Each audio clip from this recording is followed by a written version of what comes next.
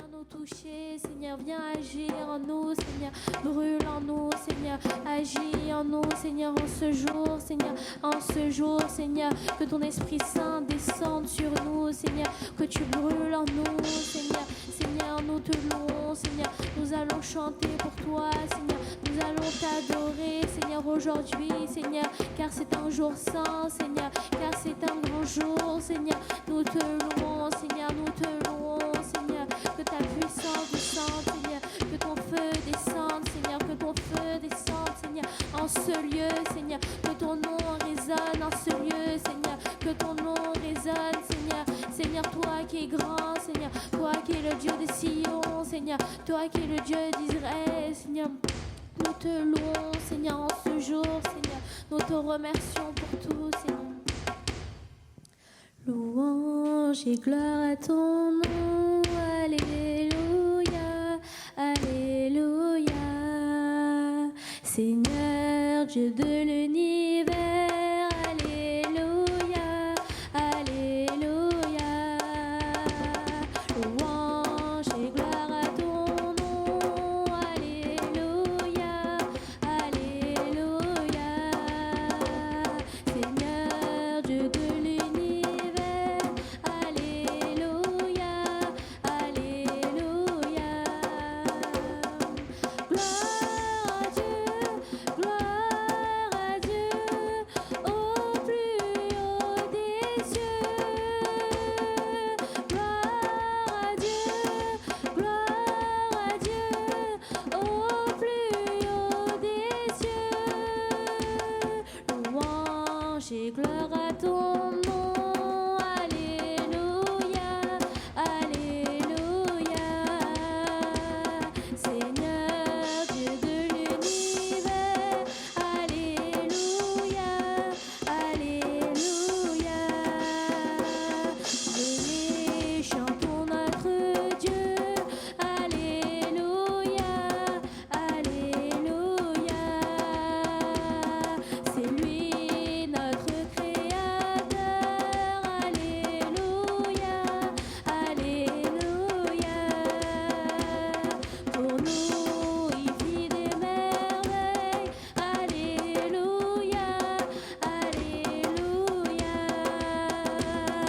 éternel est son amour, alléluia, alléluia, je veux chanter pour mon Dieu, alléluia, alléluia, tous les jours de ma vie, alléluia, alléluia, je veux chanter pour mon Dieu, alléluia, alléluia, je veux chanter pour mon Dieu, alléluia, alléluia, je veux chanter pour mon Dieu, alléluia, alléluia, louange et gloire à ton nom, alléluia, alléluia. Seigneur, nous te remercions pour cette adoration, Seigneur, pour ta présence, Seigneur, je te remercie, Seigneur, je te remercie pour tout ce que tu as fait aujourd'hui. On va tout de suite prendre un verset, Matthieu 16, de 1 à 5. Vous et moi, on a tous des projets. Et aujourd'hui, le message s'intitule « Comment réussir sa vie ». C'est un message très accrocheur, je vous mens pas. Comment réussir tous vos projets?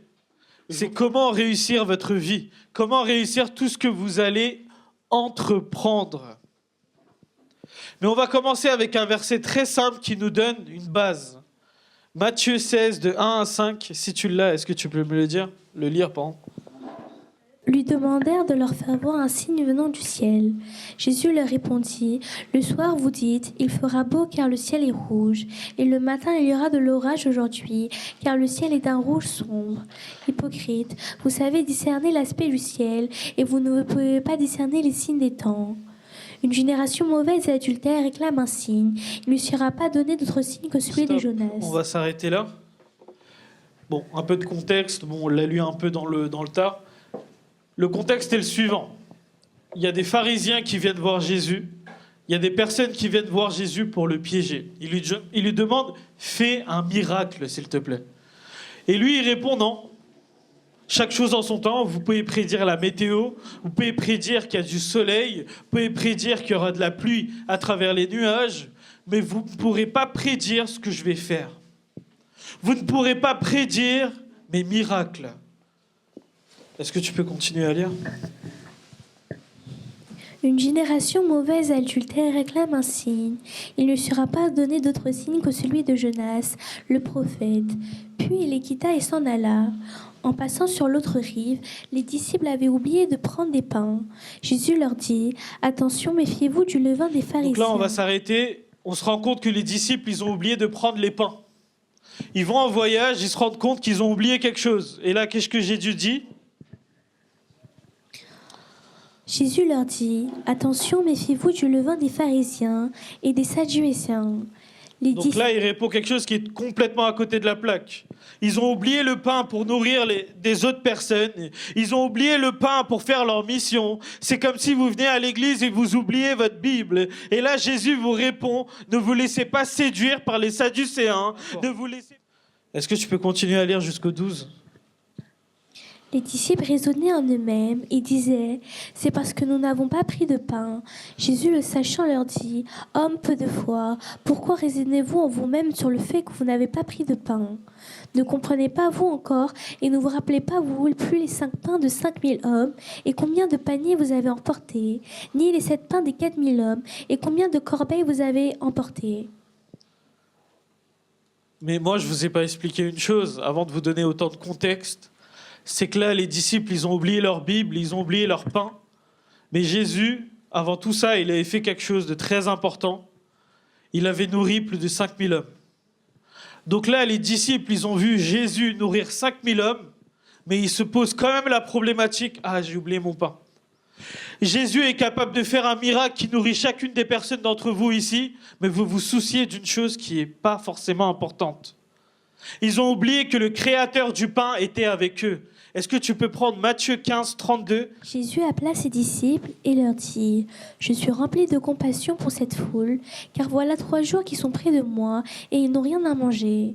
Je ne veux pas renvoyer à jeûne, de peur que les forces ne leur manquent en chemin. » Les disciples lui dirent, « Comment nous procurer dans cet endroit désert assez de pain pour rassasier Donc là, c'est un peu si de grande contexte. foule ?» C'est pour vous expliquer que Jésus, il a nourri tellement de personnes. Il a nourri plus de 5000 personnes. Mais là, les disciples, ils se posent quand même une question. J'ai oublié mon pain. Ils vont voir Jésus et Jésus leur répond d'une manière assez étrange. Ne vous laissez pas séduire. Parce que quand les sadducéens, les pharisiens sont venus, les disciples, ils étaient à côté. Quand les pharisiens et les sadducéens sont venus pour perturber Jésus, eux, ils étaient autour. Ils ont entendu. Ils ont vu Jésus ramener 5000 pains pour 5000 personnes pour nourrir toute la salle. Mais ils se sont laissés perturber.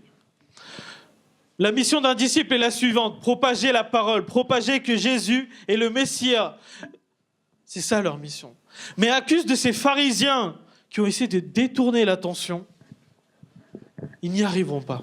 Ils se focus, ils se concentreront sur quelque chose qu'ils n'ont pas. Est-ce que vous connaissez l'histoire de Néhémie ?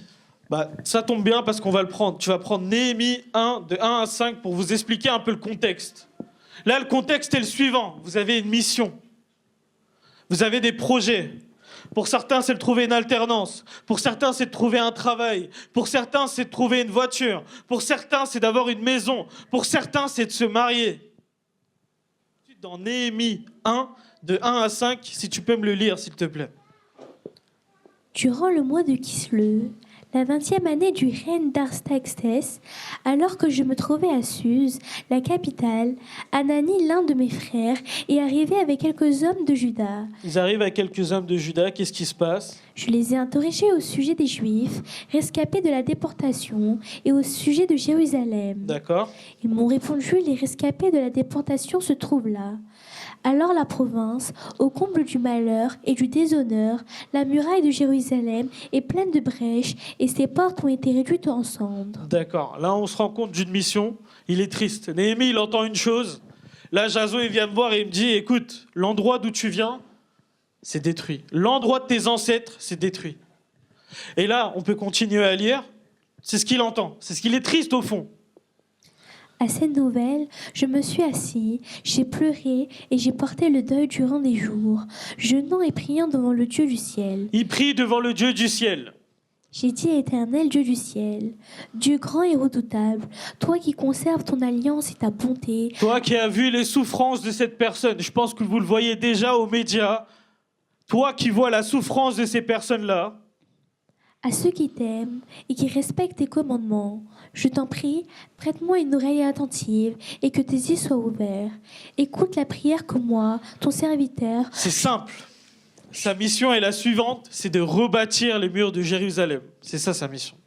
Le contexte, c'est ça. Il y a un frère qui lui est arrivé, il a dit, l'endroit où tu viens, il est détruit. Et là, il va prier au Seigneur, il va dire, Seigneur, dis-moi, dirige-moi d'une mission. Est-ce que tu peux prendre le 10 directement ?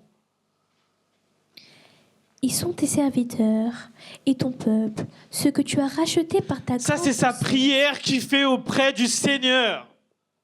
Vous avez compris, il a un projet. Comme vous, moi, n'importe qui, il a un projet. Mais avant toute chose, il fait quoi ? Il prie. Est-ce que tu peux continuer à lire ? Ils sont tes serviteurs et ton peuple, ceux que tu as rachetés par ta grande puissance et ta force.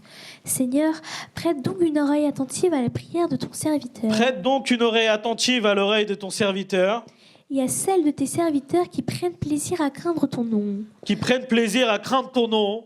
Donne du succès à la démarche de ton serviteur. Donne aujourd'hui du succès à la démarche de ton serviteur. Permets-lui de gagner la compassion de cet homme. Permets-lui de gagner la compassion de cet homme. J'étais le responsable des boissons du roi. Simple. Là, il a eu ce projet. Vous avez un projet de construire quelque chose. Mais Néhémie, il était confronté à une chose. C'était qu'un simple serviteur. C'était pas un prophète. C'était pas quelqu'un de grand. C'était quelqu'un de normal. C'est quelqu'un qui vient te ramener le thé. D'accord ?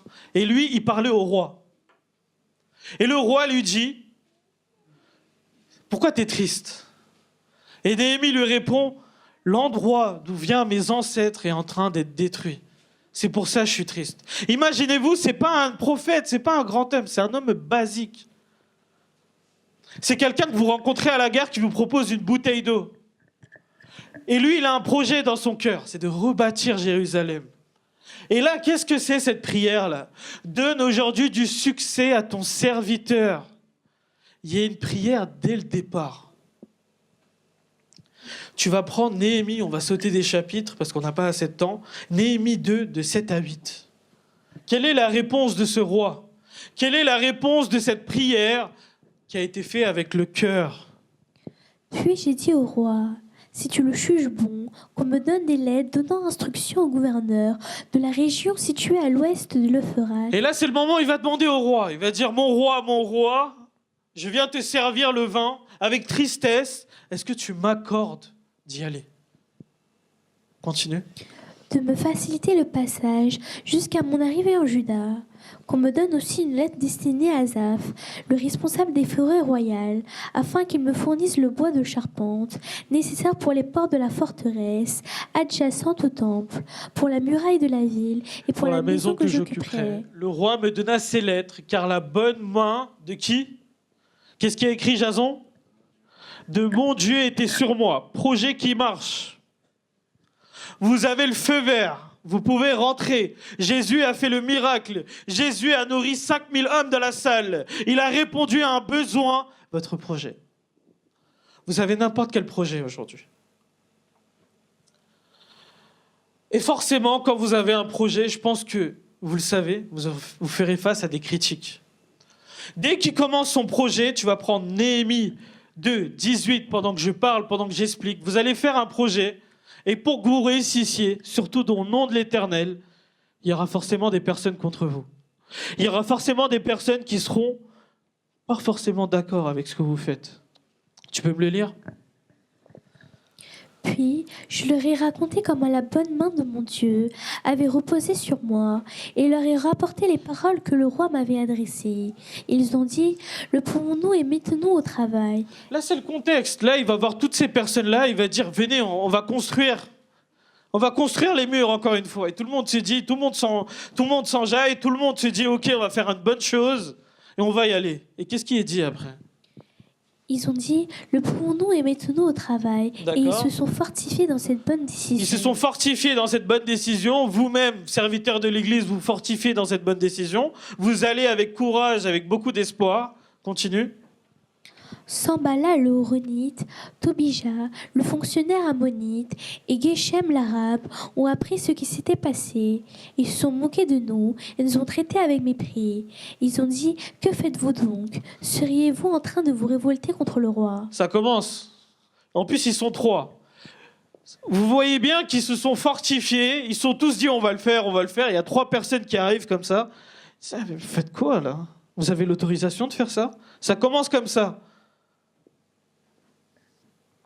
Je leur ai fait cette réponse. Néhémie de 4, tu prends le 4, tu vas lire de 1 à 5.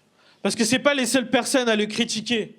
Ce n'est pas les seules personnes quand vous aurez un projet. Parce que Néhémie il fait face à beaucoup de reproches, beaucoup d'opprimandes qui vont venir le taper dans sa motivation, le taper dans son projet. Cependant, Sambala, Tobija, les Arabes, les Ammonites et les Assodiodiens ont été très irrités en apprenant que la restauration des murs de Jérusalem avançait D'accord. et que les brèches commençaient à être bouchées. D'accord. Ils sont tous ensemble ligués pour venir attaquer Jérusalem et lui causer du dommage. Nous avons prié notre Dieu et avons mis une garde en place pour défendre jour et nuit contre Donc là, l'attaque. ils ont commencé à construire, ils n'ont pas écouté. Néhémie, il a dit, ok, laisse-les de côté. Moi, j'ai un projet. L'Éternel, il m'a dit, ok, moi, je fonce. Et là, ils sont quand même en colère. Ils disent, on ne vous laissera pas passer. Combien d'entre vous ont commencé un projet et ont eu des personnes qui diront, ça ne marchera pas ce que tu fais ? Shanita, est-ce que tu as eu des gens comme ça ? Marina, est-ce que tu as eu des personnes qui ont dit, tu n'y arriveras pas ? Pourtant, tu as réussi quelque chose. Jason, est-ce que tu as eu quelqu'un qui te dirait tu n'arriveras pas à ce que tu fais ? Vous avez tous eu quelque chose qui vous empêche d'obtenir à ce projet-là. Vous avez tous des personnes qui vous crachent quand vous arrivez. Mais moi, ce que je vous dis de vous concentrer, c'est de traverser un peu cela. Jésus, il a nourri 5000 hommes, il a nourri chaque personne dans cette salle. Et je vous ai expliqué tout à l'heure que les pharisiens, que les sadducéens, il va essayer de vous détourner. Il va essayer de vous détourner de quelque chose qui est très profond, votre projet. On va prendre un passage qui pour moi me marque, Matthieu 14, 29. Vous vous en souvenez de ce moment où il marche sur l'eau ? C'est spectaculaire, il marche sur l'eau comme si de rien n'était. Mais est-ce que vous savez qu'il y a un autre disciple qui marche sur l'eau ? Jésus lui dit, viens, Pierre sortit de la barque et marcha sur l'eau pour aller vers Jésus. Miracle, il marche sur l'eau. Pierre lui dit, regarde-moi, si t'es le bon Dieu, fais-moi marcher. Jésus lui dit quoi ? Il dit, viens. Continue. Mais voyant que le vent était fort, il eut peur et comme il commençait à s'enfoncer... Stop. Il n'a même pas fait quelques mètres. Jésus, il est à la place de Jason. Il a fait le miracle, il le fait marcher sous l'eau. Qu'est-ce qui se passe ? Qu'est-ce qui vient le déranger ? Jason. Le vent. Et c'est qui ce vent ? Et qu'est-ce qui se passe là après ? Et comme il eut peur, comme il a écouté les pharisiens, comme il a écouté l'arabe, comme il a écouté le sadducéen, il a eu peur et il s'enfonce. Et il s'écria, Seigneur, Seigneur, t'es où ? Le Seigneur est juste en face de toi.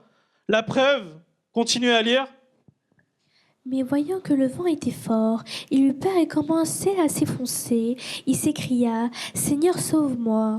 Aussitôt, Jésus tendit la main. Jésus étendit la main. On est littéralement à 1 mètre. Il était à 1 mètre du Seigneur. Pourtant, le vent l'a tapé. Les yeux sont rivés sur autre chose. Il est tombé. Jésus étendit la main. Il n'y a pas écrit Jésus court sur 200 mètres pour rattraper Pierre. Jésus étendit la main. Il était à 2 mètres. À 2 mètres de son projet qui était de marcher et rejoindre Jésus sur l'eau. Et quand il s'enfonçait, Jésus étend la main. Le vent tape juste en face de votre adversaire. C'est votre adversaire qui va vous faire détourner la tête. Vous êtes en face de votre objectif. Mais vous savez, Néhémie, pourquoi je l'aime bien? Pourquoi c'est un serviteur formidable? Parce que là, je vous ai montré le contre-exemple. Quel est le bon exemple? Vous savez, quand Néhémie, on lui a dit « t'arriveras pas », Néhémie, il a répondu quoi? Néhémie 2:20. Et moi, je vous dis, c'est une réponse comme ça que vous devez avoir. C'est une réponse aussi forte que vous devez avoir en face de l'adversaire, afin que vous ne vous détournez pas et vous gardez les yeux rivés sur l'objectif qui est le suivant. Néhémie, son objectif, c'est de construire Jérusalem, reconstruire Jérusalem. Est-ce que tu peux le lire? Je relève cette réponse. C'est le Dieu du ciel qui donnera le succès. Le Dieu du ciel me donnera le succès. Et nous, ses serviteurs, nous allons nous lever. Nous allons nous lever. Et nous mettre au travail. Nous mettre au travail. Quant à vous, vous n'avez ni part, ni droit, ni souvenir à Jérusalem. Qu'est-ce que tu me parles? Qu'est-ce que tu me racontes? Le Dieu qui m'a ramené ici, il me rend victorieux pendant que je parle. Prépare Néhémie 4:4, pendant que j'explique. Vous n'avez rien à voir avec mon projet. En face de toutes ces personnes qui vous feront des reproches, vous n'avez rien à voir. Parce que c'est le Dieu qui me donnera du succès. Je me lèverai, je bâtirai. En face de ce vent, Néhémie, il a répondu ça. Il n'a pas crié au secours, Seigneur. Il n'a pas détourné la tête. Il a regardé le méchant dans les yeux, il a dit non. Dieu, il me donnera le succès. Deuxième reproche. Écoute, ô notre Dieu, comme nous sommes mépris. En face des adversaires, à chaque fois qu'on lui tire dessus, il fait quelque chose. Il prend sa petite Bible comme ça, il va se mettre dans un coin et il va prier. Chaque reproche, chaque fois qu'on va lui dire « t'es nul », Néhémie il va répondre d'une manière très forte, il va prier. À chaque fois qu'on va lui dire « t'es nul », il va aller voir le Seigneur, il a dit « Seigneur, il m'a dit que j'étais nul ». À chaque fois qu'on va lui dire « t'es pas capable », il va aller voir le Seigneur, il va dire « Seigneur, il m'a dit que j'étais pas capable ». C'est cette attitude que vous devez avoir. Et moi, je vais vous dire une chose. Néhémie, il va réussir. Néhémie, il va réussir à construire. Il va reconstruire son bâtiment en face de toutes ces personnes parce que l'Éternel ne l'a pas oublié. L'Éternel a écouté ses cris. Maintenant, la récompense, c'est quoi? Il a reconstruit des bâtiments avec toutes ces personnes qu'il a rassemblées là pour construire chaque pierre, chaque édifice. Je vous pose la question, Jason, c'est qui la pierre? En face de toutes ces personnes qui ont essayé de le détruire, sur quelle foi, c'est qui la pierre dans laquelle ils ont bâti ces bâtiments? C'est Dieu. Matthieu 16, de 1 à 5. Matthieu 5, de 5 à 12, pardon. Ils avaient un problème. Ils ont oublié le pain. Jésus leur répond quoi? Ne vous laissez pas distraire. Ne vous laissez pas distraire par les pharisiens, les sadducéens. Matthieu 16, de 5 à 12. Mais on n'a pas besoin de le lire. Seulement que vous vous en souvenez. Les serviteurs, on les appelle, on dit « Mais t'as oublié ton pain ». Dans chaque projet que vous devez construire, ne vous laissez pas distraire. À chaque fois que Néhémie il avait un problème, il s'agenouille auprès du Seigneur. Il lui demande « Seigneur, ils m'ont dit ça. » Et il y arrivera. Où les disciples ont raté, Néhémie a réussi. Dans l'Ancien Testament. Et il leur dit quoi? Jésus est le même qui arrive à faire du pain, à multiplier le pain, à multiplier les poissons. Pourtant, vous vous concentrez sur quelque chose qui n'est pas nécessaire. Néhémie, il a construit sur une base qui est Jésus. Chaque pierre, chaque ciment qu'il a fait sur chaque pierre, chaque bâtiment était fait avec la pierre de Jésus. Comme il est beau l'homme prudent qui construit sur le roc. L'inondation a tapé, la tempête a tapé, mais nuit n'est pas tombée. C'est une parabole du Seigneur Jésus. Vous savez, c'est qui a construit? C'est Néhémie qui a construit le bâtiment. Parce que le vent, il a tapé, les reproches sont partis, mais lui, il est resté solide. Et vous savez, c'est quoi la récompense de Néhémie après tout ça? Après être sué, après avoir pris ses reproches, on va prendre Néhémie de 4 à 8. Et Néhémie, il va appeler son pote, il va appeler Ezra. Et imaginez-vous dans cette nouvelle forteresse construite par les mains du Seigneur. Et vous êtes tous là, vous avez tous mis votre pierre. C'est à peu près comme une église. Vous avez tous mis votre pierre dans cette église. Et c'est quoi la récompense, Shanita, pour toi qui fais ton projet? C'est quoi pour toi une plus grande récompense? Du lundi à vendredi, tu te lèves à 6h, tu vas au travail. Tu rentres, il est 19h. Tu manges peut-être mal. Vous êtes peut-être fatigué. Dans votre projet, les reproches, ça fuse. Mais c'est quoi la plus grande récompense que vous avez auprès du Seigneur? Vous savez, c'est quoi? Pour toutes ces personnes qui ont mis cette pierre pour ce projet-là, lis. Esdras se tenait debout sur une estrade en bois, Ezra se tient debout devant une estrade en bois, fabriquée pour l'occasion. fabriquée pour l'occasion. À côté de lui, à sa droite, se tenaient Mathia, Shema, Anaja, Uri, Ilkija et Maséja. À sa gauche, Pédaja. Tout ça, c'est le nom des personnes qui ont participé à ces pierres-là. C'est des personnes qui ont été majeures dans ce combat-là. Continue. Et à sa gauche, Pédaja, Michel, Malkija, Hachom, Ashbadana, Zacharie et Meshulam. Esdras a ouvert le livre de façon visible pour le peuple dans son entier, Ezra, il ouvre le livre de façon lisible pour tout son peuple. puisqu'il était surélevé par rapport à lui. Il était surélevé en hauteur face à tout ce peuple qui ont construit ça.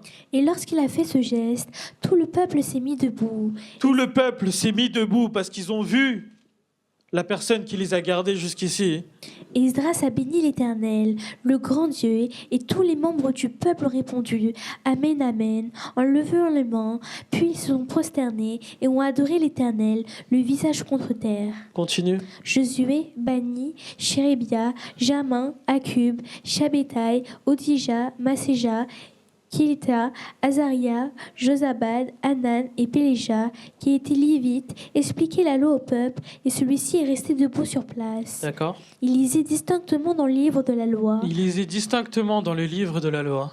De Dieu, il en donnait le sens pour faire comprendre ce qu'ils avaient lu. D'accord.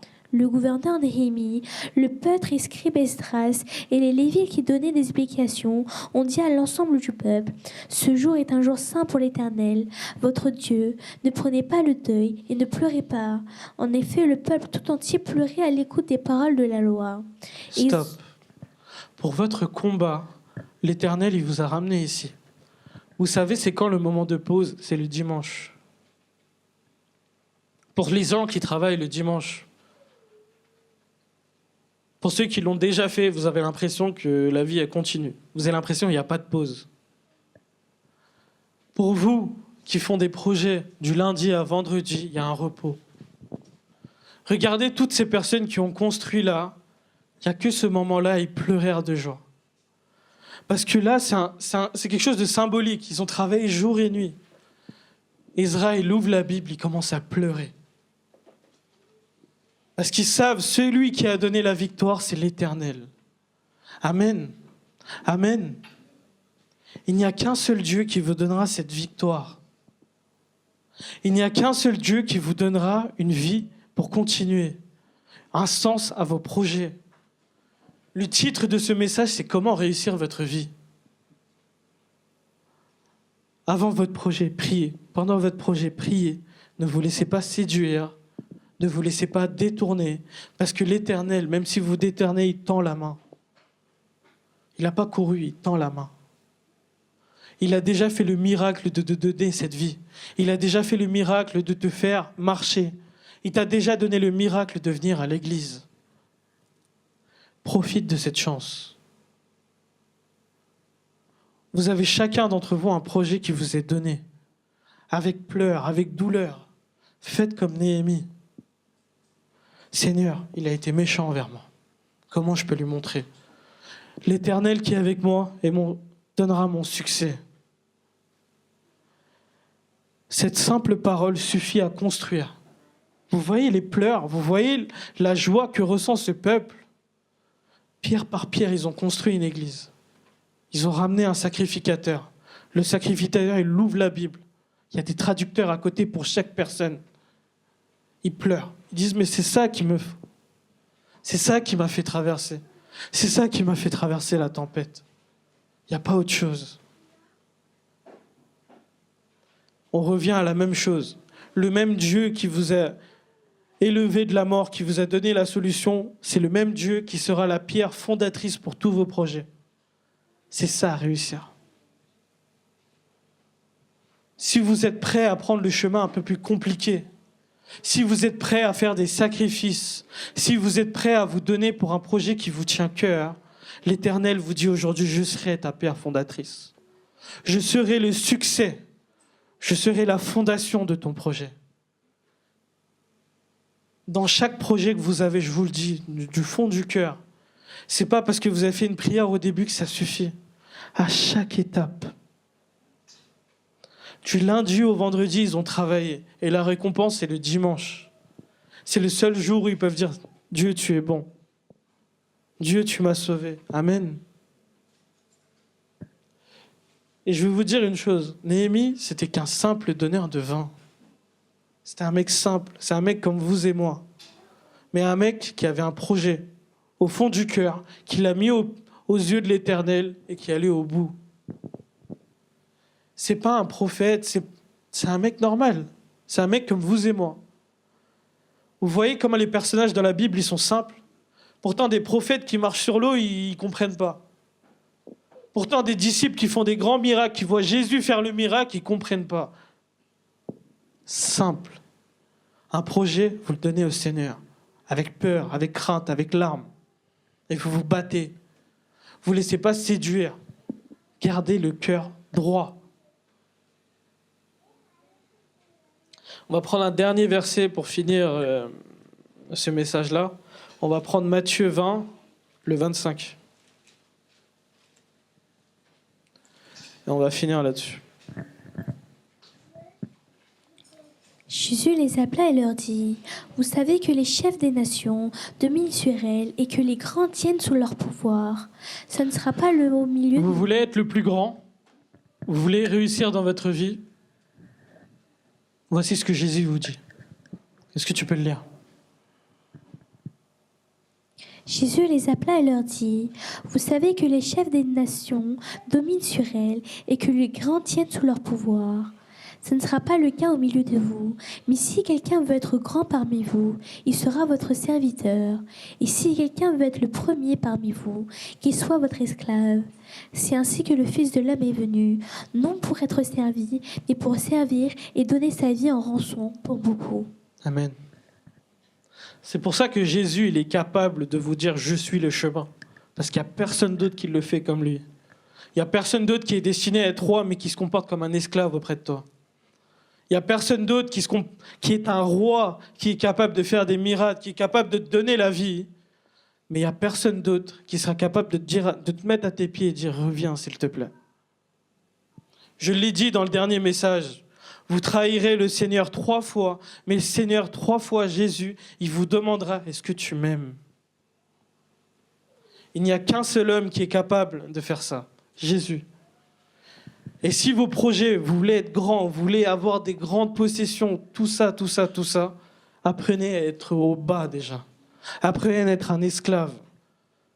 Parce que Néhémie, c'était pas un grand, c'était un simple serveur de vin. Mais il fait trembler les Juifs, il fait trembler les adversaires, il fait trembler les rois, parce que celui qui est en lui est un roi. Amen. On va tous se lever, on finit là-dessus.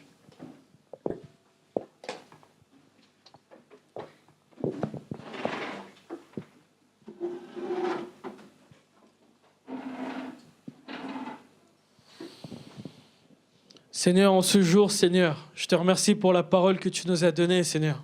Seigneur, je prie pour que tu diriges chacun des projets des jeunes parmi ici, Seigneur. Que tu les diriges vers leur réussite, Seigneur. Avec peur, avec implication, avec larmes. Je prie pour qu'ils réussissent, Seigneur. Je prie pour qu'ils réussissent comme Néhémie, avec persévérance, en face de l'adversaire, Seigneur. Seigneur, tu leur donneras succès, Seigneur. Seigneur, mais tu leur donneras aussi des ennemis, Seigneur. Seigneur, aide-les à traverser les tribulations. Aide-les à ne pas être déçus. Aide-les à ne pas être tristes. Car Seigneur, toi seul, tu possèdes la victoire.